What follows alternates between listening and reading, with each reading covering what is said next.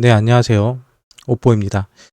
2021년 10월 6일 오전 10시 23분 비트코인 시한 분석 지금부터 시작합니다. 네, 어저께 방송을 좀 늦게까지 했죠. 네, 방송을 늦게까지 해서 사실 좀 늦잠을 잤습니다. 그래서 비트코인 가격을 아침에 일어나서 봤는데 6,200만 원을 넘겨섰어요. 6,250만 원까지 비트코인이 올라갔었습니다. 네. 자고 일어나면 비트코인은 올라갈 것이다 라고 했는데 정말 그렇게 됐네요. 네, 일단은 전고점은 확실하게 비트코인이 뚫었다는 모습을 확인해 줍니다. 네, 전고점을 뚫었고요. 그리고 현재 전고점 자리에서 지지를 받아주고 있죠. 네, 그래서 현재 전고점 자리를 지지해 준다면 한 번 정도, 지금 자리에서 한 번 정도의 더 상승을 예상해 볼 수 있습니다. 한 번 정도의 상승을 예상해 볼 수 있고요. 그런 상승이 나온 거는 뭐 얼려도 파동으로 따진다 해도 5파, 지금 한 3파 마감은 된 것 같거든요. 5파까지도 우리가 만약에 기대를 해본다 그러면, 예, 지금 현재 보면은 뭐 1파, 2파, 3파, 4파가 진행 중인 것 같고요. 4파가 진행된 다음에 5파 하나 남은 것 같습니다. 5파가 아직 하나 남은 것 같고요. 5파가 나오면 그때는 조정이 약간 나오겠죠. 5파 이후에는 조정이 나오겠죠. 5파 이후에는 조정이 나오겠죠. 그래서 한 번 정도의 파동이 나올 거냐 아니면 3파로 그냥 조정이 여기서 조정이 나올 것이냐를 봐야 될 것 같고요. 이번에 조정이 만약에 나온다고 한다면 이번 조정은요 51선을 한번 터치해주는 조정이 나올 가능성이 큽니다. 51선에 대한 조정 파동이기 때문에 이번에 조정이 나온다면 좀 큰 조정이 나올 수가 있어요. 그래서 지금 자리에서 조정이 크게 나올 것이냐, 지금 자리 조정이 크게 나올 것이냐, 아니면 이평선에 올라올 때까지 기간적인 횡보를 통해서 터치를 할 것이냐의 싸움, 기간을 통한 조정이냐, 가격을 통한 조정이냐를 다시 한번 우리는 생각해 봐야 됩니다. 저는 개인적으로 지금 자리에서 이런 그림이 나올 가능성도 크다고 봐요. 조정은 어차피 필수적입니다. 이런 행보가 있었던 것처럼 위에서도 이런 행보가 나올 가능성도 충분하다. 근데 이런 행보가 나오기 전에 한 번 정도 더 올라간 다음에 행보할 수도 있겠다. 이 정도까지밖에 모르겠습니다. 한 번 더 올라가고 나서 행보할 수도 있겠다. 이런 그림. 아직 5파 한 번 더 남지 않았을까? 또는 한 3파 마무리가 되지 않았을까? 생각을 합니다. 네, 그리고 현재 그런 근거로 설명할 수 있는 것 중에 하나가 뭐냐면은 김프가 이제 1%대로 빠졌습니다. 김프가 어저께 한 3%대로 갔다가 지금 1%대까지 빠졌기 때문에 뭐 해외에서 비트가 갑자기 크게 조정을 받는다고 해도 김프 방어는 가능할 거예요. 김프 방어. 그리고 지금 자리에서는 그 해외 차트가 좀 더 중요하거든요. 해외 차트 같은 거 보면 현재 5만 1000달러, 5만 1000달러 정도를 유지해주고 있고요. 해외 차트에서 지금 만약에 얘도 조정을 받는다 그러면 얘 같은 경우 요 자리거든요. 이 조정 받는 자리가 48,800달러, 800불, 48,800불 정도 나오는데 요거 떨어질 때 김프 방어하면서 국내에서 김프가 다시 2, 3%대로 올라가면서 큰 영향 없이 국내에서 버틸 가능성도 있습니다. 네, 하지만 해외 같은 경우는 시간이 지나면요. 요게 남아 있죠. 지금 51선하고 121선인가요? 이 선이 61선이네. 60일 이게 초록색이 61선이네요. 61선, 241선. 241선이 61선에 대한 이 골든 크로스가 또 마련되어 있거든요. 그래서 추가적인 한 번 정도 눌렸다가 나가는 상승 얼마든지 기대해 볼 수 있습니다. 중요한 건 여러분 한 번 정도 눌린다는 거예요. 눌리든지 행보를 하든지 둘 중에 한 가지 조정하는 그림은 나올 거다라고 보고요. 그리고 김프 도미넌스입니다. 지금 김프 같은 경우가 여러분 43%까지 올라갔어요. 김프가 43%, 김프가 아니라 비트 도미넌스가요. 비트 도미넌스가 현재 43.4% 정도 보여주고 있는데요. 지금 저 같은 차트 패턴을 본다 그러면은 이 패턴이거든요. 지금 김프도 일단 고점 걸렸거든요. 김프도 지금 고점 걸렸습니다. 그래서 김프가 이제부터 좀 빠졌고, 김프가 아니라 죄송합니다. 비트 도미넌스. 비트 도미넌스가 다시 빠지는 그림이 나올 거예요. 비트 도미넌스가 빠질 때, 비트가 빠지면서 비트 도미넌스가 빠질지, 아니면은 비트 가격은 그대로 유지하면서 알트들이 수급이 들어오면서 알트가 상승하면서 비트 도미넌스가 빠질지는 아직 모릅니다. 근데 지금 전체적인 시작으로 봤을 때는 뭐 비트코인의 가격이 뭐 조정받을 가능성도 충분히 있어요. 그래서 지금 자리에서 무조건 희망회로보다는 조정도 좀 열어두고 보는 게 좋지 않을까라고 생각을 합니다. 하지만 베스트는 그냥 올라가 버리는 거죠. 가격 유지해주고 옆으로 횡보해주고 그 자리에서 알트들이 상승하는 모습이 나오는 게 가장 베스트입니다. 네, 결론 오늘 같은 경우는 저도 애매하게 여러분들에게 포지션을 취할 수밖에 없어요. 평상시 같으면 지금 자리에서는 무조건 올라가요. 지금 자리에서 무조건 내려가요. 이렇게 얘기를 했어야 되는데 지금 자리에서는 사실 차트적인 분석이라든지 여러 가지 분위기로 봐서는요. 내려오는 게 맞습니다. 가격이 좀 내려와야 돼요. 네, 조정은 필수입니다. 지금 자리에서는. 왜 그렇게 보느냐? 제가 여러분들에게 만약에 반대로 봅시다. 지금 비트코인이 하락을 하고 있다고 생각을 하세요. 이렇게 떨어지고 있다고 봅시다. 그럼 제가 여러분들에게 뭐라고 하겠습니까? 방송하면서. 여러분들 그러겠죠. 여러분 지금 보세요. 지금 싼 고점 찍었습니다. 지금 싼 고점을 찍었기 때문에 지금 자리에서는 반등이 나올 가능성이 크고요. 현재 7일선이 내려오고 있죠. 7일선이 내려오면은 그거에 대해서 요이탄 차트가 나와서 올라탄 다음에 다시 올라가는 그림이 나올 가능성이 커요라고 여러분들에게 그렇게 얘기를 하고 있었겠죠. 만약에 반대 상황이었으면. 예, 근데 올라갈 때도 똑같아요. 지금 자리에서는 일단은 한 번 정도의 조정. 근데 한 가지 다른 얘기는 저점이 깨졌죠. 보통 그러죠. 전저점이 깨졌을 때는 이 자리가 매수 자리도 되지만 손절 자리도 된다고 말씀드리죠. 네. 이 자리가 깨지는 순간에 뭐가 된다? 심리적으로는 중요 지지 자리 깨졌으니까 던지자라고 하고 갑자기 긴 장대 음봉이 떨어져서 하락하는 경우도 많다. 이런 식이 되는 거죠. 전고점이 깨지면 여기서 쭉 빠지는 것처럼 여기서도 쭉 빠질 수도 있습니다. 예. 그 가능성도 충분히 있어요. 그래서 그거를 현재로서 적용해 보면 이거죠.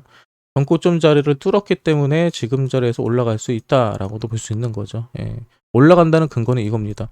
그리고 올라간다고 한다면 제가 어저께도 찍어 드렸는데요. 한번 보여드릴게요. 제가 보는 시나리오를 좀 설명드릴게요. 이게 지금 제가 보고 있는 시나리오거든요. 추세 라인은 이걸로 보고 있습니다. 저는 현재로서 추세 라인. 그럼 결국은 이 파동에 대한 끝이 되기 위해서는 여기를 터치를 해줄 수밖에 없다고 보거든요.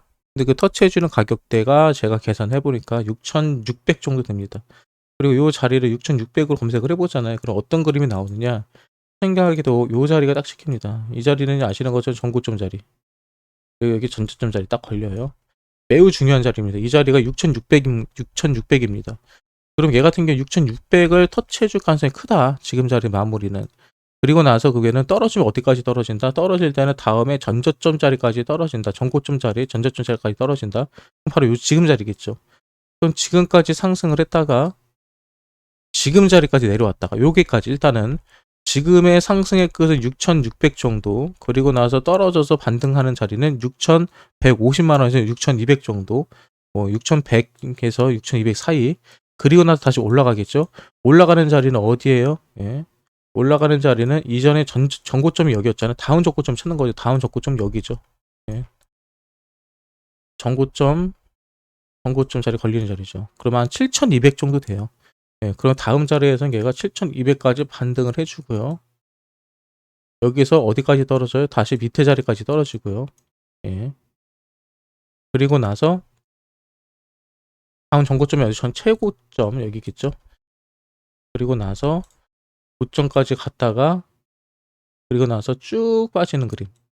예. 보통 이런 패턴이 많이 나오거든요. 보통 이런 패턴이 나올 가능성이 큽니다.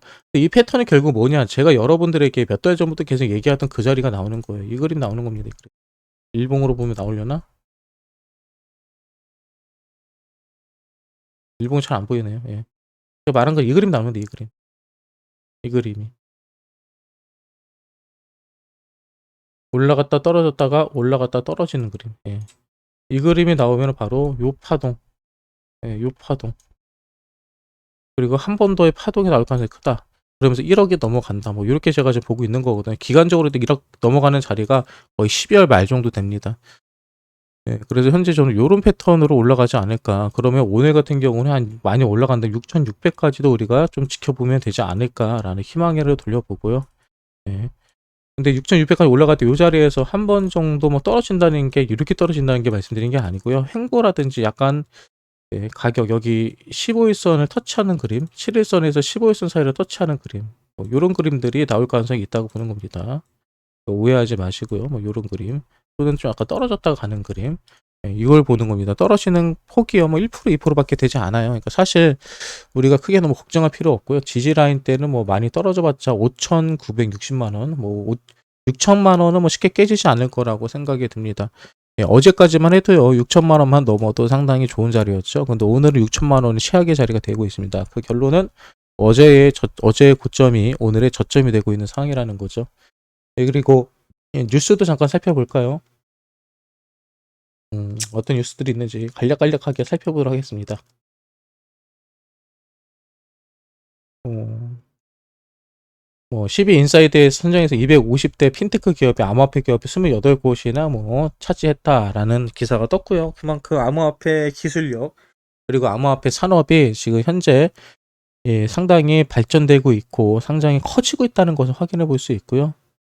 네, 미국 크립토 투자기업 아르카가 350억 달러를 투자해서 NFT에 투자하겠다 뭐 이런 얘기도 나오고요. 그리고 국내 거래에서 특근법으로 인해서 폐업 직전 거래소가 180개가 되기 때문에 거기에 대해서 뭐 그 대책을 세워라라고 하는데 왜 대체 왜 세웁니까? 얘네들이 지네들이 만들어서 지네들이 사기치고 지네들이 장난친 거를 왜 국가에서 책임집니까? 네, 저는요 폐업 직전 거래소 180개 빨리 다 없어져야 된다고 생각을 하고요. 이 패션 브랜드 팩션에서는요 온라인 샵에서 암호화폐 결제를 지원한다고 합니다. 암호화폐는 현재 결제 수단으로서 이미 사용이 되고 있어요. 금보다도 더 좋은 가치적 수단도 되면서 실제로 사용까지 할 수 있는 네, 이런 암호화폐 제가 봤을 때는 상당히 투자적으로 매력적이라고 생각을 하고요. 아마 많은 사람들도 그렇게 생각할 것 같습니다. 메타마스크, 비트고 등 커스터디 3사와 제휴하면서 기관 디파이 이용을 촉진하고 있다고 합니다. 예, 기관들에 대한 서비스를 강화시키고 기관들이 이 비트코인에서 좀 더 투자할 수 있는 환경을 만들어주는 거죠. 그리고 SEC 위원장에게 미국 하원 의원이요 암호화폐 규제를 명확하게 하자라고 얘기하는 겁니다. 왜? SEC가 명확한 규정도 없이 이랬다 저랬다 마음대로 여기저기 딴지를 긁고 다니거든요. 그리고 명확한 규제가 있으면요 더 많은 기관들이 암호화폐 시장에 들어올 수가 있고 투자할 가능성이 큽니다. 그래서 규제는요 여러분 다시 말해서 좋은 거예요. 네, 미국 IT 솔루션 기업 예, 글로드 반드가 블록체인 서비스 업체를 인수했다고 합니다. 네, 다시 말하지만 현재 암호화폐 블록체인 관련 산업들이 계속해서 커지고 있습니다. 네, 그리고 게리 겐슬러 SEC 의장 암호화폐 금지한 중국설에 따르지 않는다라고 하죠. SEC 위원장이요. 계속해서 요새 암호화폐에 대해서 좋은 얘기들을 많이 합니다. 근데 SEC 위원장이요. 결국은 이 금융위원회이기 때문에 여러 가지 암호화폐라든지 증권에 대한 것을 감사를 하고는 있지만 감시를 하고 감사를 하고 있지만 그보다 더 중요한 거는요. ETF를 승인할 수 있는 권한도 가지고 있습니다. 그리고 저는 개인적으로 ETF가 이번 10월달 또는 조만간 빨리 승인이 되지 않을까 기대를 하고 있고요. 그렇게만 된다면 사실 우리가 지금 차트를 보는 게 무의미합니다. 그냥 가지고 있으면 가격이 올라갈 거예요. 네, 그레이스케일의 자산 운용 자산이 지난 주만 해도 380억 달러였는데 벌써 이제 450억 달러가 육박하게 되네요. 그만큼 자금이 늘어나고 있다는 거고요.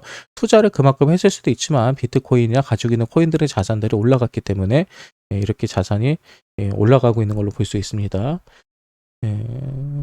그리고 스포츠 도박 사이트 창업자 비트코인 아무데도 가지 않는다. 그는 최근 JC 모건 CEO 제이미 다이먼이 비트코인을 가리켜 황철광이라는